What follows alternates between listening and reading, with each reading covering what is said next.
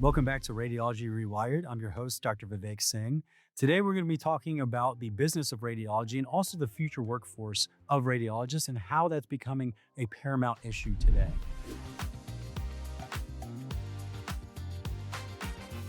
There's a lot of medical students that are still wary about doing radiology because of the threat of artificial intelligence. We'll talk about how that affects medical student interest, how that may propagate to the future and the radiology work shortage, and also how the current environment is really limiting the ability of radiologists to practice in their own capacity as individuals and private practices. So we've got a couple articles to discuss today. The first article I wanted to talk about is from Forbes, titled Radiology's Reckoning: How AI, Private Equity, and a $2,500 wellness scans are unraveling the ROAD, road to happiness. What does that acronym mean? What does ROAD mean? ROAD stands for radiology, ophthalmology, anesthesiology, and dermatology. They called this the road to happiness. And they're some of the most competitive specialties in medical school because of the pay, lifestyle, and just general job. So, used to be that you could always just get into these specialties, become a private practice partner in an ophthalmology clinic or dermatology clinic, or even in radiology, and really have your own autonomy and have a really successful career. Those days are essentially gone. There's very few true private practices in radiology and these other fields these days. They're being taken over by hospital systems and private equity firms that are trying to improve their revenues as much as possible. And that ends up being the bottom line in a lot of these cases. Naturally, these four fields have physicians that are burning out in corporate medicine as they continue to see more and more patients, read more and more scans, forever decreasing reimbursement. In that article, we also touched base about these $2,500 per scan private companies that are popping up. One of the premier companies that's doing this is called Prenuvo. Prenuvo made a lot of recent headlines because it was celebrity backed, celebrity endorsed. You see posts from Kim Kardashian talking about her $3,000 scan and how she feels so much safer that it was negative. These scans do provide a 2 to 3% detection rate of cancers, which sounds really great. But we have to think about the other side of the coin. It also increases stress and anxiety about findings that are typically benign and would just be left alone and patients can live with. And instead, patients are going home with this possible finding and dealing with the workup and the chaos that goes with potentially having some kind of serious diagnosis. This leads to additional workups, biopsies, needles being put in places that they shouldn't be, and overall increased mortality slash morbidity for the patient. So the question becomes, is this really moving the needle? Are we catching enough cancers to make it worth it? Or are we just worsening healthcare anxiety? The other problem that this presents is the disparity between populations who can afford the scan out of their pocket and populations who can't, the large majority of who can't. So you are increasing the healthcare disparity with these emergence of new AI firms that are looking for preventative disease. And it's something that we really have to struggle with to ensure that we're not doing more harm than good in these patients. So we'll talk about this with our interviewers today. We're going to discuss how these specialties have been affected and how healthcare is being commoditized on a more grand scale. All right, so we got two special guests for you guys today. Dr. Lakhani joining us from West Virginia University, who's a neuroradiologist fresh out of training, similar to me, has seen the integration of these AI tools in residency, fellowship, and then now as an attending, and is going to comment on some of the things that he's noticed in AI. We've also got Dr. Vivek Yedavalli coming in from Johns Hopkins University, who's the head of neuroradiology there, much more seasoned attending, who's going to give us his expert opinion on what he thinks is going on in AI and the future workforce for radiology. Thank you guys for joining me. Thank you for having us. Thank you for having us. All right, so starting out, first off, just tell me your experience. We have this article that we talked about. A resident had written it, talking about his perception of AI, very similar to what my experience was. You know, you go in 2016, people telling you not to do radiology, you're not going to have a job. I think you probably heard similar things when you were in training. What was your experience like coming into radiology residency with the boom of AI going on? So it's very interesting, Vivek, that you just mentioned about during our residency where people were saying, hey, your job, you no longer will have a job in radiology, 10 years down the lane. In fact, I got a message from my dad a month ago asking, "Hey, I'm just reading one article which is saying like AI is taking over radiologists." I'm like, "Where did you hear that?" So it was some newspaper like headlines in India, which basically say AI is revolutionizing how the healthcare is practiced, and radiologists are the prime target for it. Uh, but having said that, I feel like while AI can and most likely take over some of the cumbersome, repetitive tasks that we do in our day-to-day practice, it's not going to take away our jobs. We as radiologists, I think, do way more than just reviewing images. We integrate the findings that we see into a broader clinical context. You link it with labs to ever-changing clinical status of the patients, and most importantly, patients' wishes and their expectations. AI, while it can help us, find those subtle abnormalities to help us triage more efficiently, to do some of the tedious work for us, like measuring things, to estimating the volume of tumor or enhancing tissue. It doesn't have the ability to integrate those things into proper clinical context. So while it can help us, it cannot take away the responsibility that we have in patient care, or it can take away our clinical judgments. So coming back to the question that you had, in since residency, there was a big hype of AI. Yes, it is helping us. It's reshaping the way we used to practice radiology, but it's not going to take away our jobs. As you would have noticed, when we started, the even algorithms that we use in daily practice, like LVO detection, hemorrhage detection, how good they were when we started, right? So they were flagging things when they were normal. They were not catching things when they were abnormal. So LVO, positive LVO case would not be flagged. Normal case would be flagged as LVO positive, right? So we have seen that, and slowly they are getting better. But again, it's up to us, the human expertise that we bring, to convert the data that your AI algorithm is giving you into meaningful information, translating into care. So our jobs are there and will be there, no matter what algorithm comes in, right? Because at the end, it's our human expertise that convert that data into the meaningful information that could be translated into patient care. And that's what my experience has been.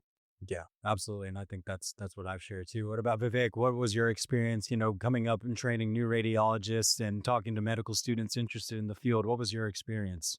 Yeah, I mean, when I was coming up, I'm a little bit older than you guys, so AI was still very much a point of intrigue and interest with how it may impact radiology. Of course, I think a lot of this stems down it stems from the fact that a lot of the public perception may have misconceptions about exactly what we do as radiologists because we're not patient facing in most instances.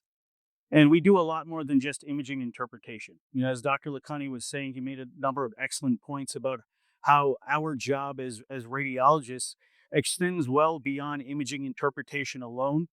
I mean, we like to think of ourselves as the doctor's doctor.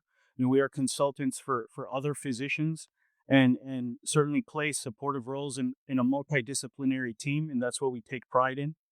And that's not just from a clinical perspective, but also a research perspective as well, where a lot of these multidisciplinary collaborations with other clinicians can lead to a number of new discoveries that we use and subsequently incorporate into clinical practice. So a radiologist is definitely an important member of that entire team, and that's not going to change with AI.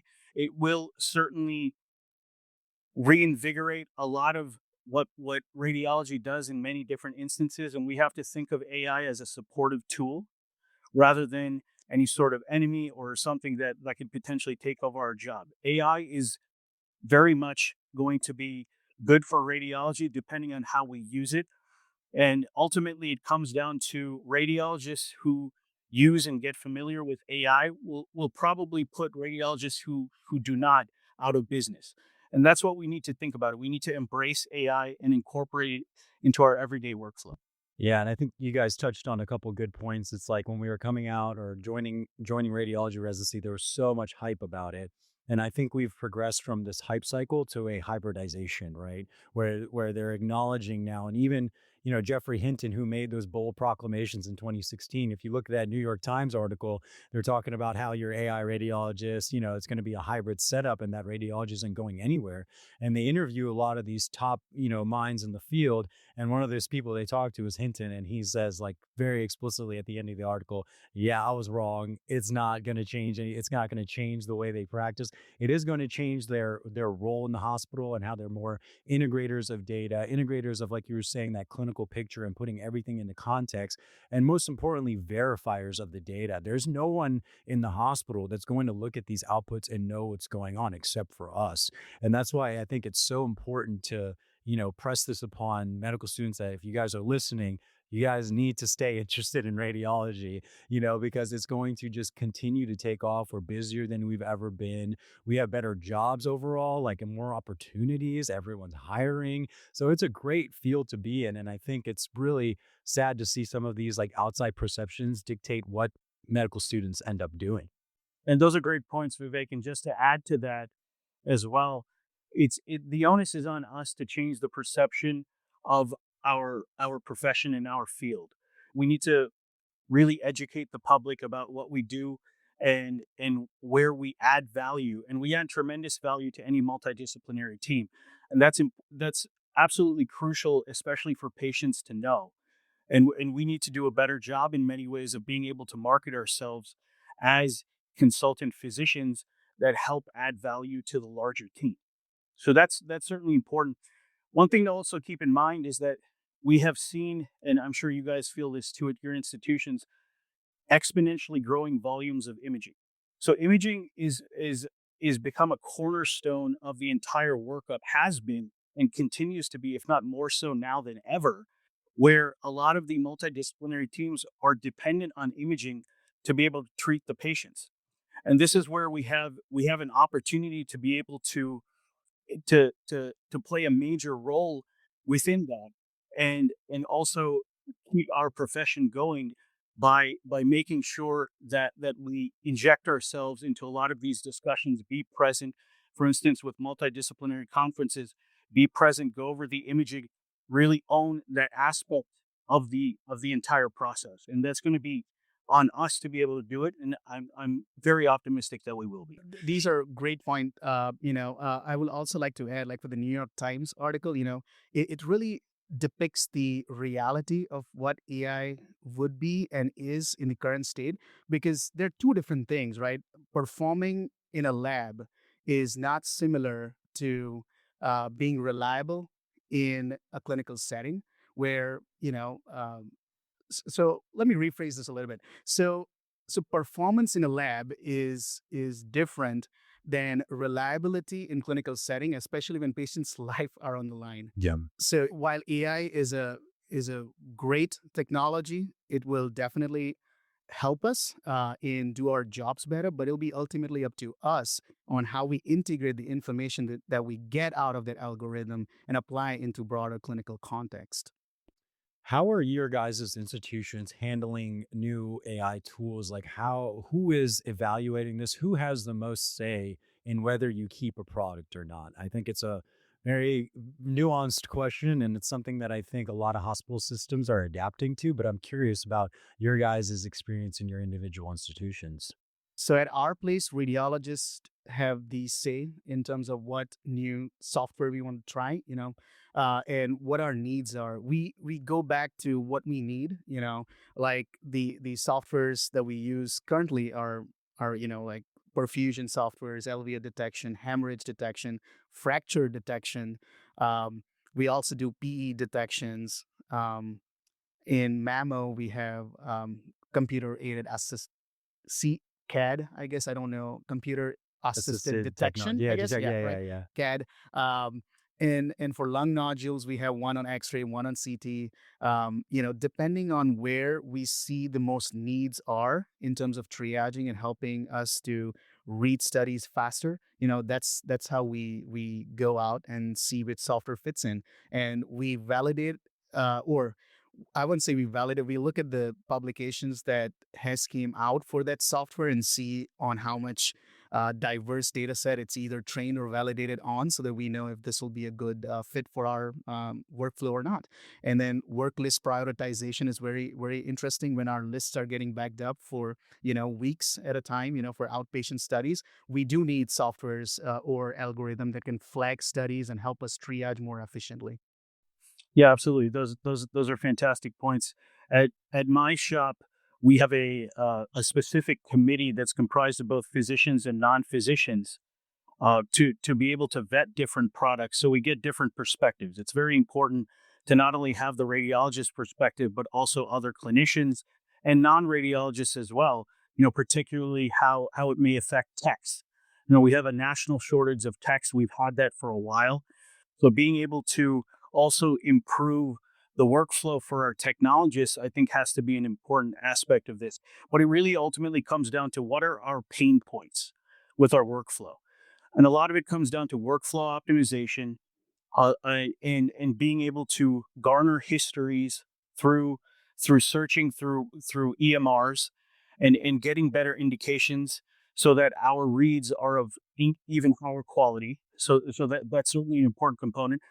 Another situation where I think AI can have tremendous benefit is with these outpatient studies, like growing lists, and they continue to grow exponentially each year.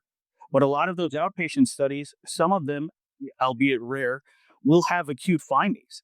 So we need to make sure that we have AI programs that's able to at least preliminarily assess these outpatient studies for acute findings and bring them to the top of the list so that we can read these in a more expedited fashion and get these results to their providers and the patients themselves. So those are just a couple instances where I think AI especially can help address a lot of the workflow pain points that we typically have to deal with on an everyday basis. Yeah, and those are great points about the outpatient stuff and how important triaging is because, for the lay people listening out there who don't know kind of what our workflow is, when we walk in to our shift, sometimes if you're covering the ER, you're just walking into like 10 CT heads that have been performed. They're all stat, everything's stat. Then you have like, all your other x-rays, all these other things that are going to have critical findings, and you have no idea really what's hidden in all of these little packets. And then on top of that, you have your non-urgent outpatient scans that you're trying to get to after you clear all your stat stuff. So it is super important to have something that's running in the background to triage these things. And they're talking about hemorrhage detectors. There are certain AIs now that will basically, if it detects possibly some kind of hemorrhage on one of those head CTs, it's going to flag it and bring it to the top of your list. So that way, if the scan was performed, let's say in the past hour, you could have had 10 CTs. It's completely normal. We cover multiple hospitals. They're scanning people all the time. So it's really important to be able to be like, okay, let me make sure I get to this one first and convey these critical findings because everyone in medicine is busy. The ER doctor who ordered, half the time it's not the ER doctor, it's the triage nurse who ordered it because someone's complaining of a headache and then they have subarachnoid hemorrhage and they're still in the waiting room. But the CT head is on your list. So having these kind of, algorithms that are going through, and even if they're not correct all the time, you understand the value because if they are correct, the value you gain in getting that patient treated and cared for is just, you can't put a value on that. And just to add to that too, those are great points, Vivek. But also the fact that we treat these patients in a timely manner. Yeah. A lot of times, a lot of the issues and that we may address, root cause analyses that we may be a part of, or delays in care. And this is specifically where having AI programs can have immense value.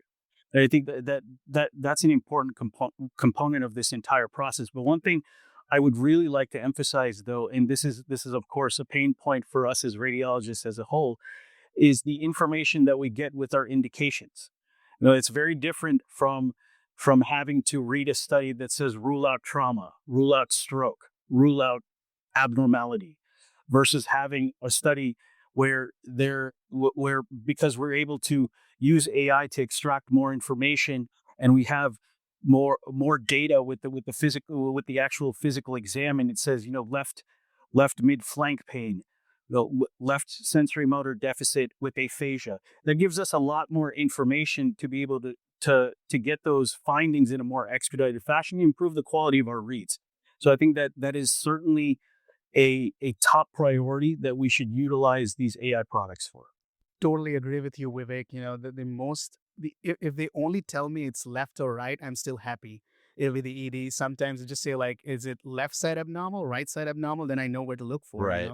By this time, I don't expect them to tell me if patient has aphasia, sensory motor deficit. As long as they just give me laterality, that's all I need to make my read. I think it's so funny you guys bring that up. I have a social media page on TikTok where I do a lot of radiology education, and I just included and posted a couple of the indications that I've gotten before. Where it's like someone just typed in like ASDF for the indication, just like the home row keys, because they're like, I'm not even putting anything in there, and it's like I was just trying to show people like, hey, this is what we're working with, and I just plead to clinicians like, help me help you. You guys are looking for an answer. Please provide me the appropriate information so that I can help you out. Because the other thing you notice is like people are so busy down there in the ER and things, like the patient will come in, they get seen, they order all this workup. There's no note. There's no history. The first time patient's in the ER, I have no clinical history, no idea what's going on with the patient. You call down to the ER, can't get in touch. They're coding somebody. They're busy.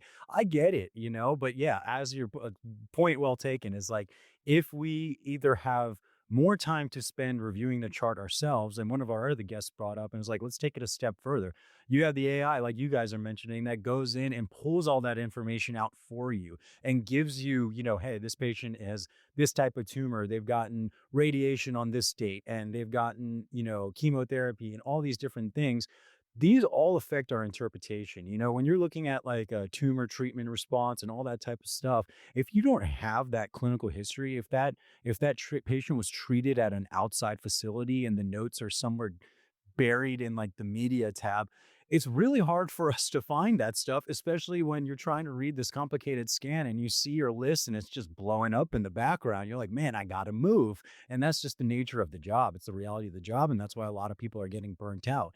But if we can ameliorate that whole situation by bringing these things to the forefront, it's going to help our interpretation so much. We're going to be much more specific, have a much better answer for the clinicians of whether a disease has progressed or not. And then on top of that, it just saves us so much time of like the headache of trying to rip through notes and find like in this 30-page scan discharge summary, what did they do for the patient? Totally. And that's right. Absolutely right. One thing that we have to realize is this is not knocking our fellow physicians at all. This is in many ways trying to help our physician. Anytime the ED is busy, we're busy. Like we work in tandem together. So that's an important point. We certainly understand all of the aspects that they have to deal with, and we sympathize with that. We sympathize especially with our ED and trauma folks and other disciplines with everything that they do as patient facing specialties. But when we think about something like an indication, it really comes down to exactly what you said, Vivek. Garbage in, garbage out. The more information you give us, the higher quality the read will be, and the more likely we are to able to answer your question more definitively. So I think that's where we need to be able to help each other out in different disciplines, ultimately for the betterment of patient care. The next generation of radiologists isn't being replaced by AI, they're being empowered by it. From advanced imaging analysis to seamless workflow integration, Rapid AI's clinically proven AI gives radiologists the insight to read smarter and work more efficiently while keeping clinical judgment front and center. Because the future of radiology isn't artificial, it's intelligent. Rapid AI, powering the next generation of radiologists. What are you guys saying to the medical students in your reading room who are interested in radiology but are tenuous about the takeover of AI or just replacement of radiologists? What are you guys telling them? So if a medical student asks me if my job will be taken away by AI, I just say no, it's not going to be. And I try to explain and give context, like the AI algorithms that we currently have, and ask them like, how often have you seen this to accurately predict the outcome? And it is good, but at the end, it's not 100% accurate, right? So again, like it comes back to like it's up to us to integrate the data that AI gives you into the clinical context and then draw meaningful information out of it to apply to clinical care. So your job will never be taken away because AI can, yes, detect abnormalities and stuff, but it's up to us how we analyze it, put it into perspective, and then draw next steps after getting that information. So we are not just detecting abnormalities, we are trying to figure out which ones are truly abnormalities and which ones matter, and what to do next with it, not just simply flagging like, hey, this is abnormal, this is normal, right? And also the other thing is, it's also important to still learn the basics of radiology, right? Because you need to know when AI gets it right, and more importantly, when it gets it wrong. So what normal looks like, if you don't know that, how can you evaluate an AI algorithm, right? So it comes down to the fact that it's the human expertise that is going to translate the data that whatever algorithm is spitting out, to convert that into meaningful information to drive again patient care. So your job will never be taken away. Yeah, I mean, if a medical student asks me that point, I simply just show them our list, and they see that it's 50 to 100 deep, and realize that that we're not Yeah. going anywhere. Is if anything, we need AI. We need to view AI instead of looking at it from an antagonistic perspective. We need to embrace it.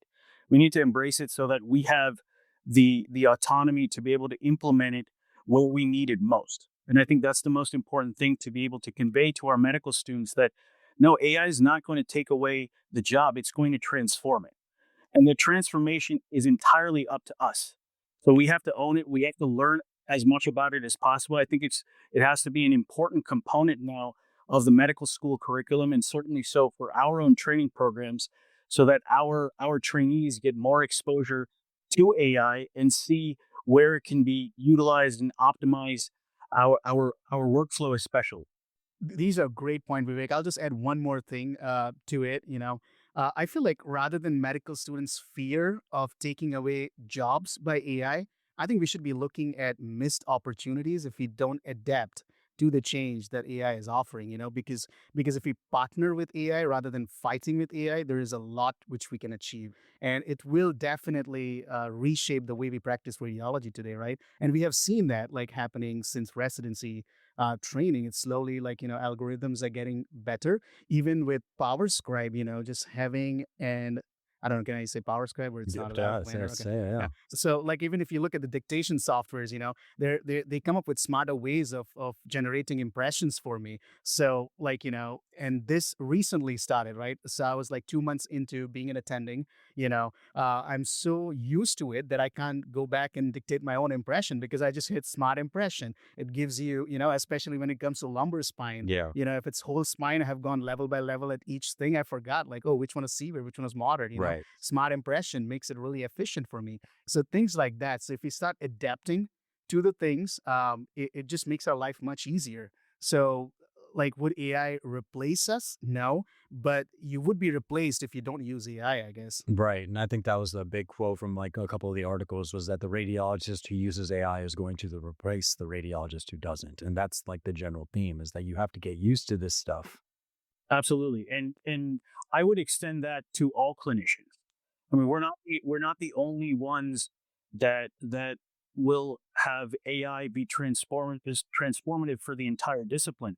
When we look at pathology, we look at surgical fields too, where it can improve precision of execution of the surgeries. AI is transforming every single discipline in some way, shape, or form. So it's a matter of learning about it as much as we can, and ultimately that quote certainly holds true. The clinician, the physician who adapts using AI will put the physician who doesn't use AI out of business. And that's where we as radiologists, having, I would argue, the most knowledge about AI, can really own that space and move it forward. And for optimization of not just radiology, but medicine as a whole. Yeah. And I think that it brings up a great point. What's happened over the past 10 years or so, it used to be like you had to give these nuanced explanations to medical students about our field. And now it's like, hey, man, it applies to everything. Everybody's going to be using it. You think like, primary care is so safe because you're seeing patient. Well, what if, everyone's run through this AI algorithm and now you're reducing the number of patients you actually have to see. And the primary care doctor is only seeing the sickest patients and the APP is seeing these pre screened otherwise healthy patients, and it's a lot less liable because they've already been pre-screened by some technology. It's going to be pervasive, right? And I think that adds to the argument that, hey, we're in a prime position to really we've been part of this for 10 years now, and our jobs have just become more secure and more in demand. So it just goes to speak like how important we are in this role and integration. The other thing I bring up to them is it is so much more complex and nuanced than people give it credit for. Of like, yes, AI is like, we're hoping to bridge that gap where imaging volumes are skyrocketing, number of radiologists are just like this, staying stagnant. How do we bridge that gap? We're hoping AI helps. But even that explosion of imaging, I bring up the point of there are AI algorithms that are reconstructing every sequence in a MRI from your basic sequences, right? It used to take like 30 minutes, an hour to get your full sequences. And now they're showing technologies that you do one sequence and can reconstruct all the other images from that. So you don't think that's going to change how many MRIs we get in a day? They're already running 24/7. We're hardly keeping up with anything right now. What's going to happen when every MRI takes 5 minutes? And then you think about the screening population. There are new algorithms that are reducing the radiation dose from some of these screening tests. So you add that in, and everybody's getting screened because why not? They're not going to get cancer from the scan. Might as well try to detect it. The screening numbers go up.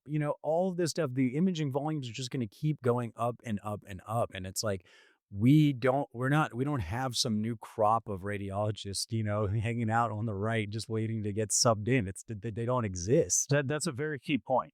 And that's something that we need to keep in mind as a profession, that we need to actually train more folks now than ever, because these imaging volumes are going up at such a steep rate. I think there have been a couple articles that have come out that have shown that CTA head and neck utilization is now has skyrocketed upwards of 80% of what it was before. That's absolutely nuts. So being able to keep up with that, we need to be able to train more folks, and incorporating AI to deal with the imaging volumes is only going to be beneficial for us. So we really need to embrace this technology and see where it can address our inefficiencies in the everyday workflow. Yeah, and that's a great point about CTA head necks. I mean, we're all neuroradiologists over here, so we see that. And for the lay people out there, a CTA head neck is a very long study to read sometimes because there is so much information. It is a CTA, a lot of times non-contrast of the head, then they give the patient contrast, so you get all the vessels, then you get extra reconstructions of the maps, and the indications sometimes it's like 22-year-old with dizziness, no past medical history. Why are we going straight to a CTA head neck? But this is just the reality of radiology and medicine these days. And again, everybody's busy. Like you said, we're not putting anyone down for ordering that. And, you do see some occasional findings on these things. But the fact that, these large scale studies are showing how much the utilization has increased when sometimes it's not indicated, but it really doesn't matter. I'm not going to go see the patient from the reading room. If I'm going to call down and be like, why do you need this? Well, all they have to say is, I need it.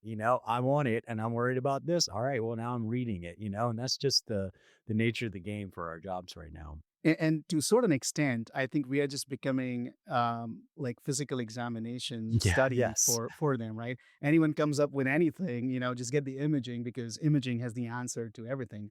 So that also highlights the fact that previously where we were used to seeing more positive findings, the problem is every time residents now open a study, their inherent expectation is it's going to be a negative study Yes. because most of the studies, like 90% of the studies coming in from the ED, are normals, right? So finding those 10% abnormality can get challenging because you are constantly thinking and you need to go fast, right? So that's where really AI can help us. If they are able to flag with high sensitivity, at least we'll pay attention to studies that needs our attention, and those who are normal, we can screen them much faster than what we could without use of AI.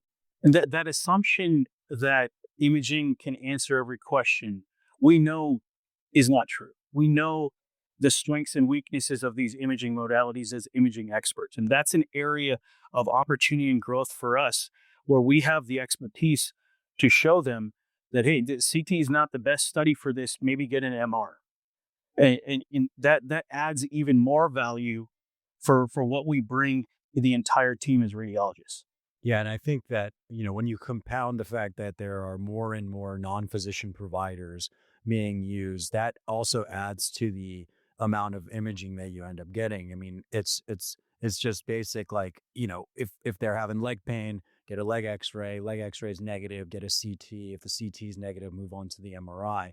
That shouldn't be the progression, but sometimes we do see that, and this adds to the volume, right? Yeah, definitely. We've tried to address this, and this is a great collaboration we have with the ED at our Johns Hopkins Bayview site. We've collaborated closely with the ED folks for more judicious imaging use to minimize the redundancy. For instance, if you're worried about a fracture, you don't need an X-ray and a CT.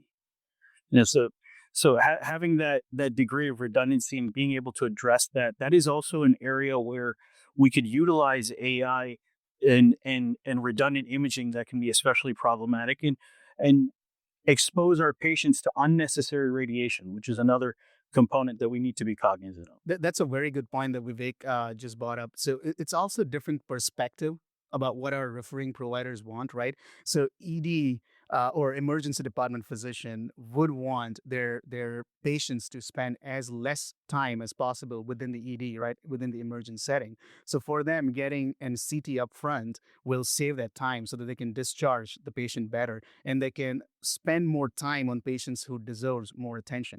So from a different perspective, that's what their feedbacks are when we try to, sit down together and discuss how to cut down on these imaging that we are doing. But that's again a good opportunity for us. More imaging is coming in. It's more business for us. Try to figure out how to best address them. Using AI or newer technologies will be amazing. Yeah, and one more, like, I think big point that's always in the background with all these new algorithms and our role and stuff is who's going to take the liability? This AI software makes a mistake and lets you go home and says it's normal, and then it's reviewed later on and we find something like who's liable if something goes bad for that patient? It's certainly not going to be the software company. Whichever software company takes the liability, I'll get it. Yeah, exactly. That's going to be the number one key to adoption right there. So you guys have seen, I mean, obviously you're on the radiology side. How have you seen recently AI kind of explode out into the clinical setting in your hospitals? Have you guys seen like, you listed off a bunch of AI tools that we're not really using that much at my institution. And I think it's very variable. Some academic places are going to be using more and they're going to be early adopters of this technology. Have you guys seen it kind of ripple out into like the clinics and like the clinician and inpatient providers? I have personally not seen other than the only software that I'm aware about is in pathology, I guess, when they Mm. try to do those automatic calculations for cell counts. Okay. Other than that, I have not seen AI or I'm not aware of if they're using anything else. Gotcha. Same with Hopkins as well. We haven't seen AI really pervade a lot of other specialties too. To that extent, fortunately, with and unfortunately, to some extent, this is our biggest boon and curse. Being at a major institution where we have a number of different hospitals within the entire enterprise, things move slowly, and that's certainly an aspect of it where we need to vet these products and also look at where these products would be most beneficial because each hospital within our entire enterprise may have different needs. So that entire process takes time. And I don't think we're going to necessarily see that perhaps for another 5 to 10 years, where it's really an important component of our everyday practice. We of course have used that with a lot of stroke platforms such as Rapid, where we're very well versed with that level of AI and incorporate it regularly. But in terms of other types of platforms, we haven't seen that yet. There's one that I can recall that we use in terms of like integrating EMR for finding the correct patient population for a specific study. So we have like tinnitus clinic um, and aneurysm clinics that we are trying to like see patients separately, and those algorithms will pull patients from the EMR that comes as a flag for them. So, for example, if CTA head was done in one of the other hospitals that we cover, one of the community sites, we just say there is an aneurysm dictate, but no trauma. patient is discharged, that does flag and drags the patient to that list of patients called clinic of any reasons, So you would be seeing those patients. So the interventionalist would have access to it in case if they want to treat the patient. Same thing with uh, we are doing for billing purposes in terms of like for example general epilepsy code and mesial temporal lobe epilepsy, or even more specific if you say hippocampal sclerosis, the billing code goes up, right? So the algorithm does flag those things which are more ambiguous and if it needs more specific diagnostic codes, and it also links those patients to a specific list where the interventionalist who was interested in doing something with those patients, they will be able to see them on their list and see them in clinic if they want to. But yeah, we are using that part. What do you guys predict the workflow, the day will look like for a radiologist in 2035? I guess the future radiologists will be working with AI, and again, not against it. I'm again repeating that sentence. It's not going to be against it, but it'll be collaborating with AI, where we'll have work list prioritizations. Where triaging is more efficient, where AI is finding subtle abnormalities that we may not be able to perceive on regular scans. It would also help reduce burnout by doing some of the repetitive tasks that you may not want to do, like measuring lesion volumes to, quantifying carotid stenosis. So all these cumbersome tasks that we have to do, AI would help us do it. And then we'll be like using whatever data we acquire from those AI algorithms we use, we'll be integrating them into clinical practice and drive patient care. And I can assume that the future radiologist is going to be doing more higher level tasks because his time will be more freed up from all the tedious tasks that we have to do, like measuring lesions and labeling spine, that AI would take over that part. So you're spending more time doing higher level clinical decision making tasks, and collaborating with the clinicians to guide patient care. Yeah, and in 2035, I envision our lifts being 200 deep, but when we walk in, but we're not freaking out. Yeah, that's a great answer.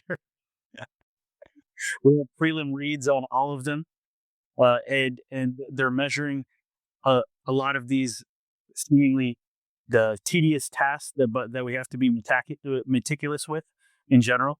So I think that could end up being a standard day, and those reports will have much better histories because of LLMs going through a bunch of EMRs and getting us more useful information.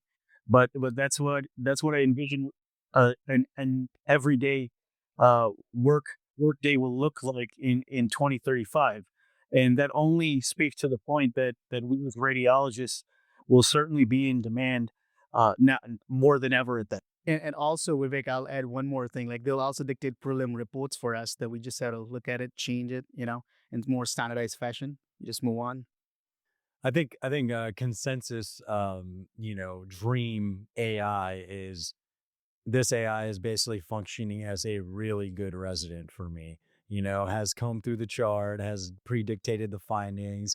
The report is beautiful. It's a, decent impression that I might need to change, a few things on, but overall I agree with the interpretation, and a lot of the critical findings are maybe preliminarily conveyed, and I'm just that, academic attending signing a study off, I don't know if that might be down the road.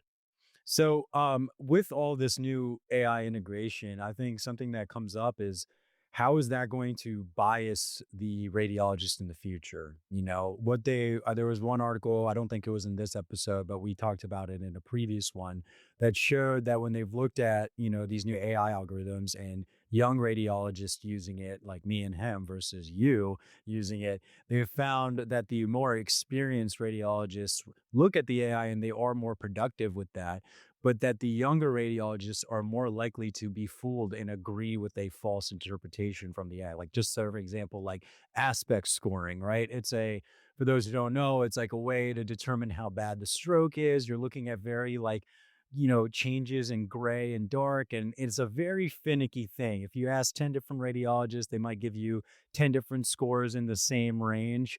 But it is something that those kind of applications can be really standardized well with AI because it's basically measuring density at that point and comparing it to the other side.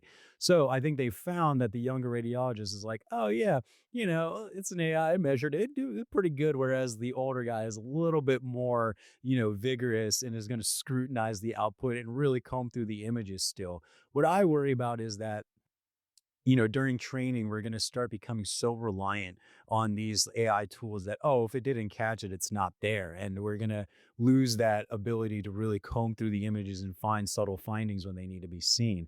How do we go about ameliorating that for like the trainees and making sure that they finish with a good, fund of knowledge similar to what I think that we experienced in residency? That's a very, very good point.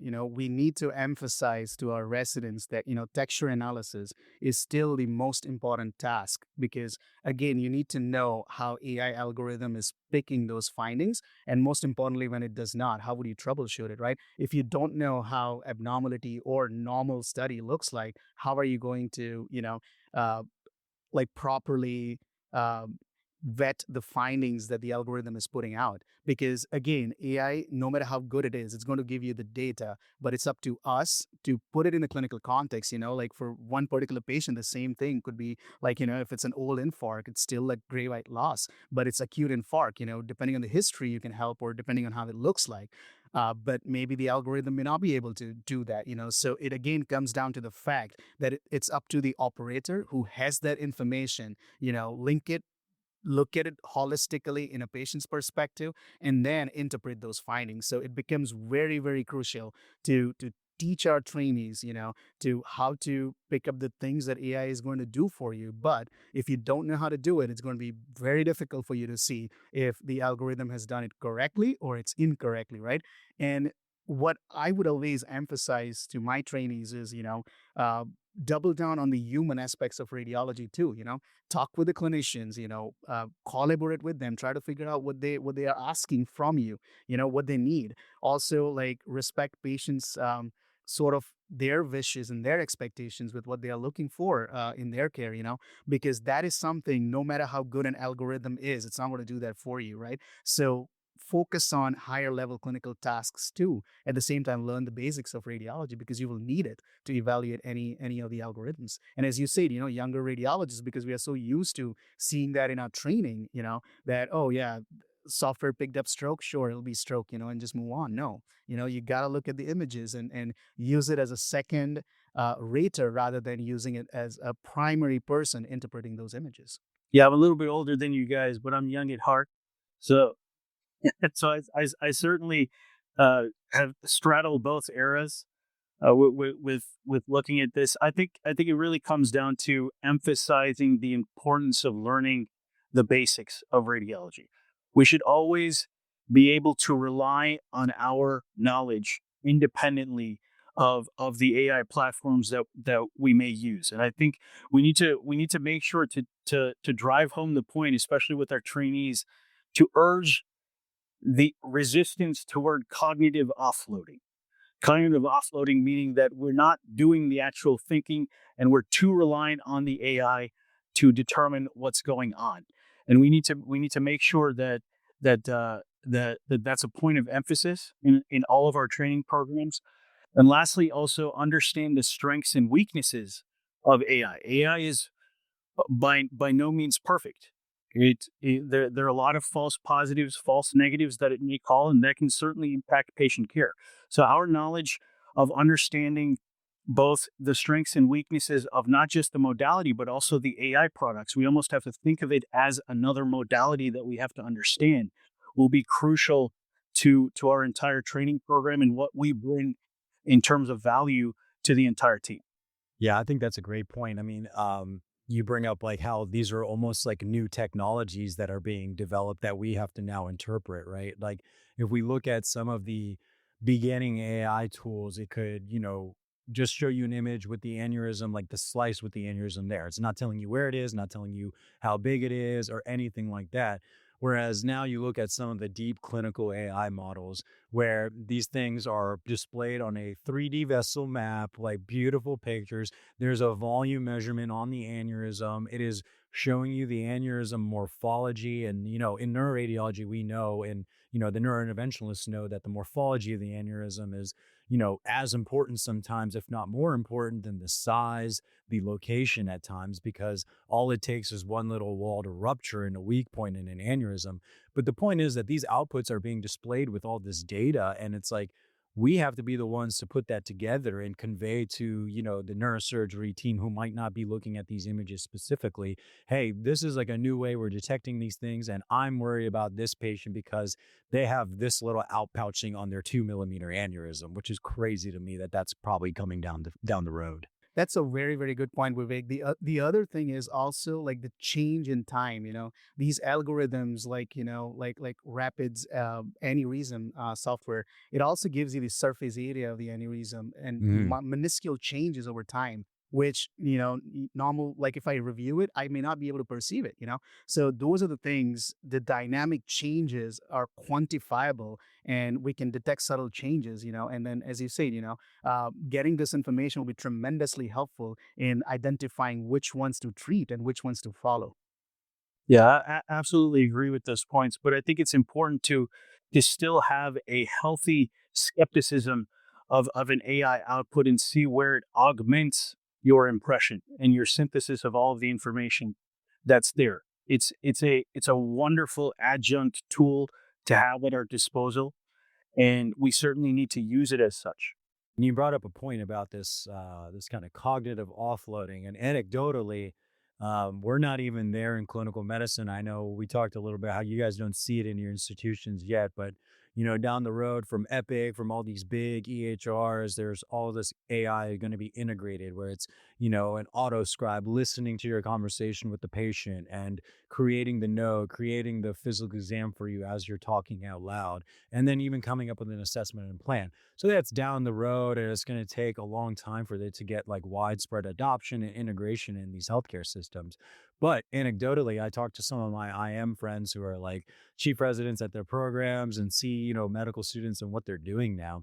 And these guys are coming into the note room and just pulling out like a dictation and talking into Chat GPT and just ripping off like everything they know about the patient, today's labs, all of this stuff, and just be like, write my note for me.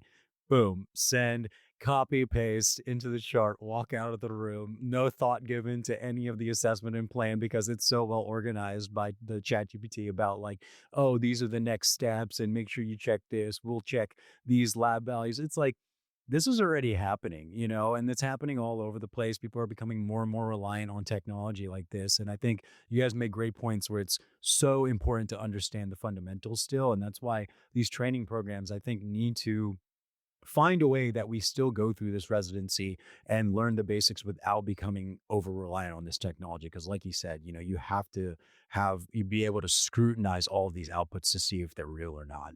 I do think we're getting to the point where we need to make sure that teaching AI is a fundamental aspect of our curriculum within residency and fellowship training. And that's certainly where we need to adapt and incorporate readily with our training programs. Speaking of that, Vivek, so what we did at our program was, as I was seeing, like our dictation software lets us use Smart Impression. We disabled it for our trainees because they were getting really, really dependent on it. So we wanted to make sure that they use AI when needed. It's not like they get dependent on it. So while they are still allowed to use some of the like alveo detections, hemorrhage detection, PE detection softwares because it comes on packs, fine. But at least like try to at least develop your own impressions about things, because otherwise it'll be very difficult to do it if you don't have AI with you. Especially when it gets it wrong, how are you going to fix it if you don't know how to dictate it? Right, absolutely. I mean, and I think that like that's ultimately the impression, which is kind of crazy because we have these AIs now that are doing it. But that's where the radiologist provides value. Like the most value is in your impression, your interpretation of this smorgasbord of findings. Like incidental finding number 11. Like what do we actually need to do? Do we have a diagnosis? Can we get a unifying diagnosis? And I worry about some of like these, and I know I've heard similar things from my friends in private practice that have the smart impression. They're like they use it all the time. It's great for spine level type stuff where you talk about severe here, moderate here. You don't want to comb through all your findings and try to do that, but at the same time, I think there's so much value in being like, what is like the central point I'm trying to convey from this study? What do I need to prioritize? And more importantly, is there something urgent enough here that I need to like make a big deal about? Because we are ultimately the gatekeepers on what's a big deal and what's not, and clinicians are going to respond to us freaking out about something. So we need to be able to rightfully freak out when we should freak out. Absolutely. So coming back to you, as you said, like the perception about AI and training, how it may impact the way we are training in the future generations that are going to be trained as radiologists, right? I feel like this is a good opportunity because we'll free up a lot of space in our brains to focus on things that really matters, more integration, more clinical oriented decisions that we take. Now I don't have to remember Fleshner criteria. Do you have to, I guess, open Hey, yeah. lung reds or bi-reds, or any of the measurements that I used to memorize, like 6 years ago. We don't have to because everything information is at fingertips. So that is going to change. AI is going to change some of that, but that's for good. We'll advance the field because we'll focus on things that would matter. And I think it's a good thing. Like as you said, there are two sides of the story. Like that's what I think. But that's also an important point for where we need to be cautious. Because if we don't know certain criteria, for instance, in and out, then we're not going to be able to check it readily, and we're going to become even more reliant on it. So we need to be cautious about that, and also still go back to the basics and know a lot of this knowledge that'll be useful to be able to check the work that AI may be doing. And this segues into a point with residency training, especially, that I'm a little bit concerned about when it comes to taking call overnight. Of course, there's been a lot of discussion with how AI can certainly help with overnight reads, and a lot of our programs have residents on overnight. But at the same time, I do have some concerns that our residents may use it too much as a crutch, and not develop their own ability to make independent calls. And that's something that is a very fundamental aspect of our radiology training, being able to develop the confidence and acumen to make independent calls. And if we're teaching to our trainees that we should be relying, even if it's tacitly so, that we need to be cautious and cognizant of that in our training programs. Yeah, and that's a great point about independent call for those listening. The way a lot of radiology programs do it, and and we've been shifting away from this because of just all of the metrics required by a hospital. An ER that doesn't have an attending radiologist finalizing reads overnight might get dinged in their metrics. But on the flip side, for radiology training, you want to go to somewhere that does independent call, meaning you as the resident are alone in the hospital overnight with maybe a couple other residents, and you are running the whole hospital. You're reading every single scan, and you're putting your impression and you're conveying findings to the clinical team, and they're making decisions, deciding if they're going to take this little kid to the operating room because you saw a little bit of fluid between a couple bowel loops and now that kid's abdomen is open. You have to make that decision as a R2, R3, your third year of residency. And yeah, you're clenching a little bit. You're scared. It is a nerve-wracking experience, especially when you're first starting out. But that's ultimately how radiologists, develop confidence. You come back the next morning. Some days I remember leaving call and I couldn't fall asleep. I'm just like refreshing the charts, seeing how the OR note looked for this 8-year-old I sent to the operating room. And then you find out, oh my God, he had a bowel injury. You just helped save this kid's life. And it's really rewarding. And that's how you gain your confidence as a radiologist. And to his point, that is already getting shifted away because so much of hospital metrics are gauged on the radiologists and and who's making these final reads, and these surgeons and neurointerventionists, they want to know for sure before they go do something. So it's something that we've been shifting away in training, and there's more overnight attending radiologists that are signing reports right after you dictate it. But you can imagine how that affects training. You're no longer the chief decision maker, and you've always got this backup. So even if you're not sure, you can be like, oh, it's okay, I'll leave it up to the big dog. He'll take a look and just sign it off. And if there's something that needs to be changed. But that really impacts how well you are able to work in private practice when you do start your first job. You do not want, I always tell medical students, residencies, when picking a residency, you do not want your first independent read to be your first day in private practice. You want to be, in a training system that supports you, that has some liability coverage, where you can make mistakes and grow as a doctor. And to your point, I mean, I think the solution that you guys have about just, hey, turn it off, sorry, learn radiology the real way, and I don't know how feasible it's going to be because a lot of these things are so integrated into our workflow, and it's just tacked on images where you have it looking for PEs and it's flagging things for you. We have to figure out a way, if we want like the best quality radiologists to graduate, we have to find a way to taper some of these AI algorithms as they're learning, I think. But just to add to this for the trainees who and students who are going to listen to this, you really want to approach it to the point of where when you're reading a study, you've got to think about it as your name at the end of that report. So take onus of it. Take onus of it as if you are in that scenario where you are the only reader. So it's important to have that mentality, develop it, and maintain it throughout training because you're going to be better off for it later on. And also, like coming to your point where it may not be feasible for us to take away the snapshots that AI has flagged within the packs, right? But trainees should be focusing on the CT or whatever the raw images are before looking at the AI outputs, sort of like double checking what they're finding as opposed to, using it as their primary source of information. Yeah, and I mean, I think that's a good point too, because on the flip side, there's a lot to be gained by using AI to train people, right? Like if, the way that a radiologist trains or a resident trains is, you put your findings, let's say it's daytime and you're not alone and your attending is sitting right next to you. You say what you thought on the report, you dictate a report, and then you'll go over with your attending and they'll give you the ground truth, like the true what's going on, change your report accordingly. So if you do have like use cases that this AI is correct on their interpretation and stuff, it functions as another source for residents to take the case unknown and then check what the AI said and see how they compared to the ground truth. And I think if you're utilizing it in that way, then yeah, there's a lot to be gained, and you can get much higher volumes and much better ground truth and pick up on good practices. But I think it's up to the academic leadership and the residency directors to find a way to optimize AI to better train the radiology residents and also make sure they're not getting biased when they finish. Trusted by leading academic centers and backed by more than 700 peer-reviewed studies, Rapid AI is built on a foundation of clinical validation and scientific excellence.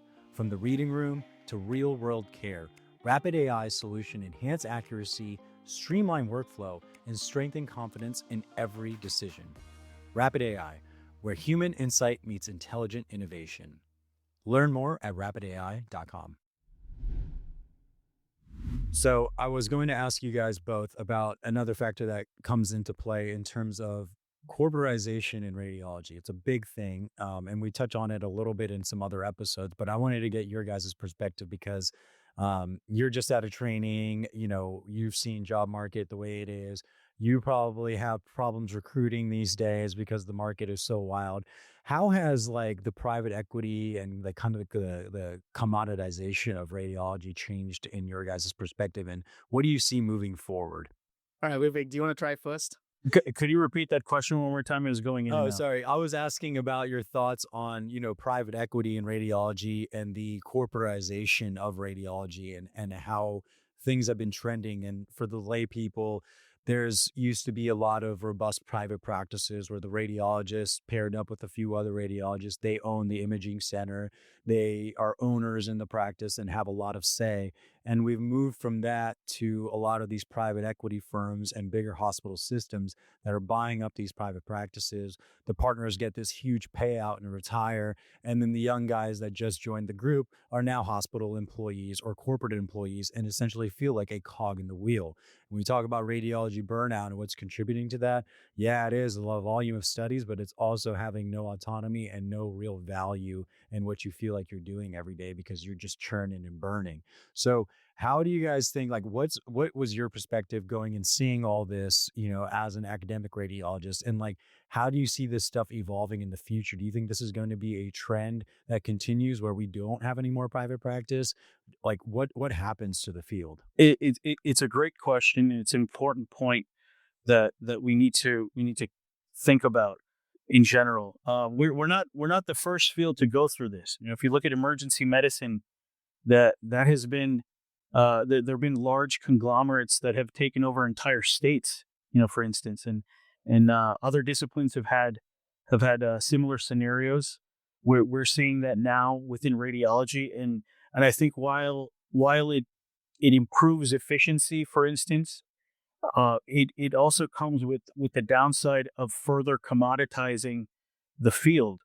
So I think it's important to keep that in mind, and finding that balance is going to be challenging as we move forward as a field, so that we can have we don't just have this what I call poncho method, one size fits all for everything. When we're treating different demographics even within our own enterprises, and we want to make sure that we account for that rather than having these large conglomerates that may be serving vast regions and not able to actually treat the local communities and the nuances of each community to the best of their abilities. I think the good side of that can be, providing subspecialty care to those patient population, right? Because smaller groups of practices may not have that capability to provide subspecialty reads to them. Like corporatization for them may be beneficial, in that perspective, that you will have a CAQ certified neuroradiologist or somebody who is a body imaging trained person reading the body imaging, as opposed to a general radiologist or a neuroradiologist reading an MSK-MR, which Yeah, may not we be don't like as good that. as MSK-MR, right? So that's the good part about the corporatization. That's what I would say. Yeah, that's a great point. And to add to that as well, I think it improves access for rural hospitals and just rural care in general, where of course a lot of outcomes are way worse than what we see with larger urban and suburban centers. So that's certainly an area where having that subspecialization, this entire process is so important to being able to treat those folks that who would not have otherwise gotten And care. I can speak for our setup, like, by taking over imaging of certain smaller hospitals within the entire state. We do have some rural parts, so their imaging protocol improved. They are using cutting edge AI technologies to find LVOs, to hemorrhage detections, and able to do perfusion, where they were initially struggling even to do a normal CTA exam, right? So that's the good part about it, that you would have skills and training for their workforce to perform some of the technologies or exams that they would not be able to do without that. Yeah. So I have two radiologists here. I got to ask you guys opinions on these new startups regarding preventative scanning. For example, one of the bigger ones, Pernuvo, it's a full body MRI. Got to pay out of pocket $2,500 to $5,000. Lots of celebrities doing it. What are you guys' thoughts on this? And how do you feel about it? All right, Vivek, your question. I think we need to approach that very cautiously, because as we talked about, our lists are growing exponentially. We're not training enough folks yearly to be able to keep up with these growing lists. So my question to anyone who's getting that is, how long do you want to wait for that read? It's going to take a while. And who do you want to read the whole thing? There's a reason why each one of these body parts are split up and we have specialization within radiology. So that one entire full body scan may require 4 to 5 radiologists reading the entire thing, and that could take perhaps days to even weeks. So I think ultimately it comes down to the fact that there's a misperception that we just do the imaging and then eventually it'll get read, and that's problematic for us as a field because we're trying to deal with these growing volumes, and that's only going to add to that. So it really comes down to that question: how quickly do you want that read? And just a heads up, these firms are, I think, from my understanding, I've seen them, hiring radiologists, but I'm pretty sure they're pre-screened by the AI, and then you have a radiologist just approving or denying this, and they claim a 2%, detection of malignancies otherwise not known. But I always worry about like downstream effects, right? You're getting incidentalomas, as we say, you're getting extra workup, you get fear and anxiety for something that's probably a nothing burger. All these things are factors that you have to consider. What were you going to So, say? so absolutely, Vivek. So that's what I was going to ask you. Like, sure, they are detecting 2% cancer, but what's the clinical utility? Did it affect the Right. survival, or it's just Exactly. they detected thyroid nodule? Oh, Yeah, yeah, that could be cancer. exactly. Could Yeah. be cancer. Yeah. Or so my take on any screening exam is, the reason why we are successful in implementing screening programs like lung cancer screening trials, right, or lung cancer screening that we do, or prostate MRs that they do for screening with positive PSAs, to other surveillance imaging. There's some data behind it. You're targeting the population who is at risk, like normal healthy person walking in, you start scanning them. Yeah. It's just Yeah. it's Yeah. just no brainer. Same thing with coronary artery disease. People have just started opening their own scanners as screening. It's not just here. Even in India, they had this. Like where, oh, do you want a screening coronary artery disease? I'm like, okay, so 35-year-old person, completely healthy. Why would you need a coronary artery? Oh, it gives you calcium score. I'm like, okay, what do you do with it? Oh, it gives you a risk. Okay, but what's the next step? Like, what are you going to do if you have calcium?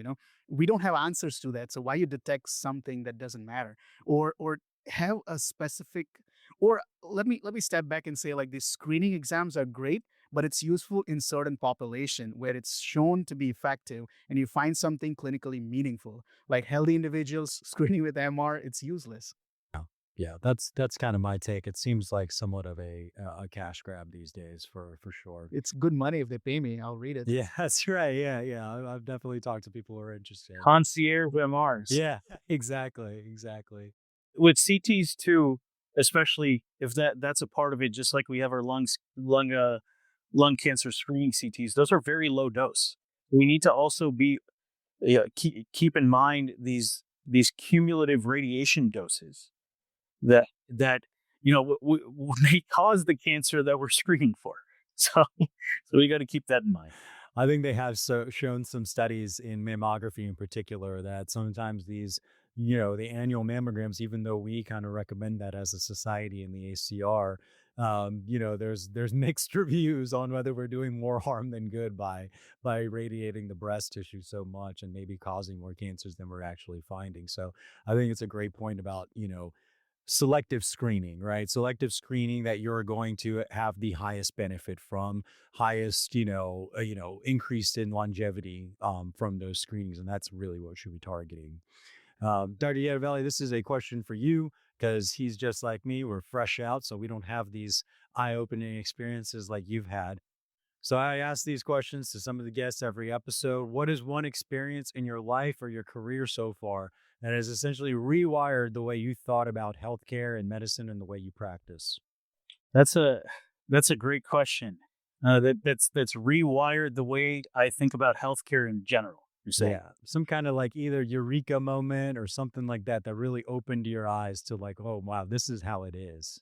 I would say that really a lot of it comes down to how we are implementing AI. I mean, as crazy as that sounds, it's really seeing where we are as a field relative to what people think we will be.